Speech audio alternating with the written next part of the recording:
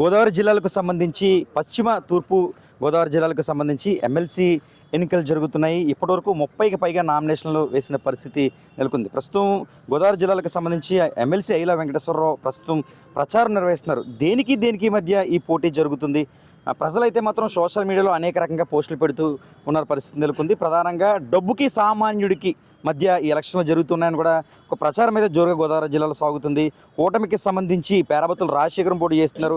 ఆయనతో పాటు అనేక మంది ఇప్పుడు జీవీ హర్ష్ కుమార్ తనయుడు ఇలా అనేక మంది చేస్తున్నారు. పీడీఎఫ్ అభ్యర్థి కూడా పోటీ చేస్తున్నారు. సార్, ఎలా చూడాలి ప్రస్తుతం ఇప్పుడు జరుగుతున్న ఎమ్మెల్సీ ఎన్నికల్లో ఓట్లు ఏ విధంగా, అంటే ఎడ్యుకేషన్ సత్తా ఉన్న వాళ్ళకి ఓట్లు వేస్తారంటారా, లేకపోతే డబ్బు ప్రాబల్యం ఏమన్నా ఉంటుందంటారా? ఎలా చూడాలి ప్రస్తుత పరిస్థితి మనం? ఇప్పుడు ఈ గ్రాడ్యుయేటు టీచర్స్ ఎన్నికల్లో పీడీఎఫ్ పక్షాన 2007 నుంచి పోటీ చేస్తున్నాం. మాకు డబ్బులతో సంబంధం లేదు. మాకు ప్రజా ఉద్యమాల నేపథ్యం ఉన్నవాళ్ళు, ప్రజా ఉద్యమాల నుంచి ఎదిగి వచ్చినటువంటి వాళ్ళు, ఒక విలువలకి ప్రతినిధులుగా ఉన్న వాళ్ళనే మేము టీచర్సు గ్రాడ్యుయేట్స్ అభ్యర్థులుగా నిలబెట్టాం. ఇప్పటికీ 13 మంది ఎమ్మెల్సీలను 26 సార్లు గెలిపించుకున్నటువంటి చరిత్ర ఉంది. అంతగా టీచర్సు, అంతగా గ్రాడ్యుయేట్సు ఈ యొక్క ఎన్నికల్లో పీడీఎఫ్ని బలపరిచి గెలిపించారు. ముఖ్యంగా ఇలా గెలవడంలో అంటే ₹1 ఖర్చు చేయకుండా జనరల్ రాజకీయాలకి భిన్నమైనటువంటి పద్ధతిలో ఇత్తడి విజయం ఎలా సాధ్యమైందనంటే మాకున్నటువంటి ప్రజా బలం, ప్రజా ఉద్యమాల బలం, వర్గ సంఘాలు, ప్రజా సంఘాలు, దాని వెంట ఉండేటువంటి టీచర్ ఓటర్లు కావచ్చు, గ్రాడ్యుయేట్ ఓటర్లు కావచ్చు, ఆ రకంగా పీడీఎఫ్ని బలపరిచి గెలిపించారు. సార్, ప్రస్తుత పరిస్థితుల్లో ఇప్పుడున్న పరిస్థితుల్లో ఈ పీడీఎఫ్ అభ్యర్థికి గ్రాడ్యుయేట్స్ కానీ వీరంతా కూడా పట్టం కట్టే అవకాశం ఉందంటారా?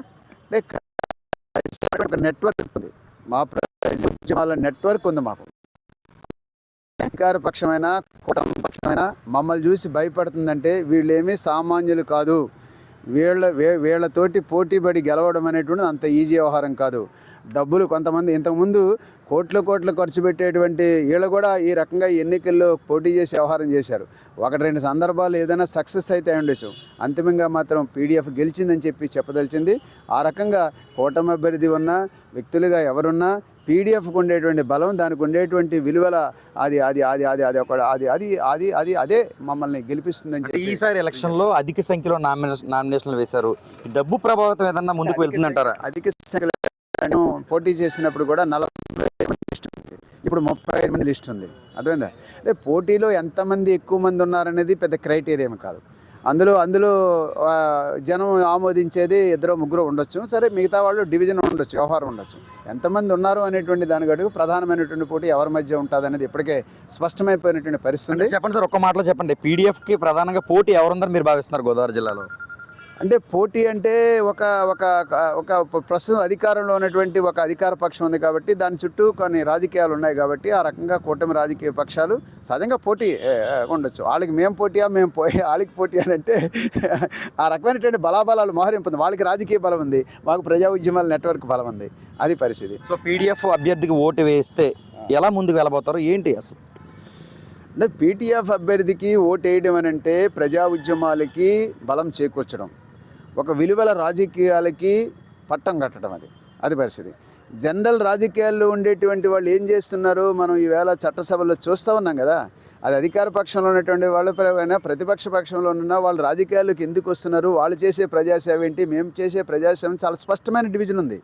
అలా పీడీఎఫ్కి ఈ రోజున ఓటు ఎందుకు వేయాలి అని అంటే, ఓటు ఎందుకు అడుగుతున్నాము, ఓటు మనం ఎందుకు వేయాలనేటువంటిది ఇవన్నీ ఒక ప్రశ్న వేసుకుంటే దానికి సమాధానం వస్తుంది.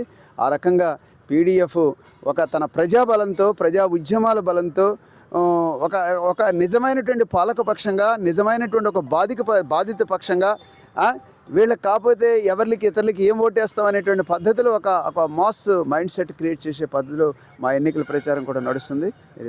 అంటే యువత ఎందుకు ఓటు వేయాలి పీడీఎఫ్కి?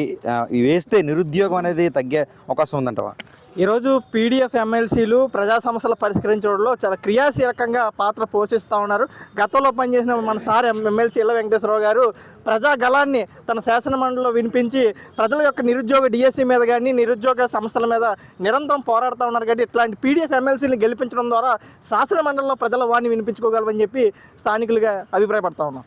ఇది మొత్తానికి కానీ ఇప్పుడు దాకా ఎమ్మెల్సీ ఐల వెంకటేశ్వర గారు కూడా మాట్లాడారు. ప్రధానంగా వీరు చెప్పేది ఏంటంటే ఖచ్చితంగా అంటే ఏదైతే నిరుద్యోగులు ఉన్నారో వారికి ఉద్యోగ అవకాశాలు కానీ వారు అభివృద్ధి చెందాలంటే ఖచ్చితంగా పీడిఎఫ్కి మద్దతు తెలపాలి. ఇప్పటికే ప్రజా సంఘాలన్నీ కూడా పెద్ద ఎత్తున మద్దతు తెలుపుతున్నాయి. కాబట్టి విజయంపై ధీమా అయితే మాత్రం గోదావరి జిల్లాలో పీడిఎఫ్ సంబంధించిన అభ్యర్థి గెలుస్తారంటూ కూడా ఐల వెంకటేశ్వరరావు అయితే చెబుతున్న పరిస్థితి మాత్రం నెలకొంది. చూడాలి మరి మరికొన్ని రోజులు ఉంది నువ్వా నేనా అనే విధంగా ఇటు కూటమి సంబంధించిన ఎమ్మెల్సీ అభ్యర్థులు కావచ్చు మిగతా వారు కావచ్చు ఇందుకు సంబంధించిన ప్రచారం అయితే గోదావరి జిల్లాలో జోరుగా సాగుతుంది.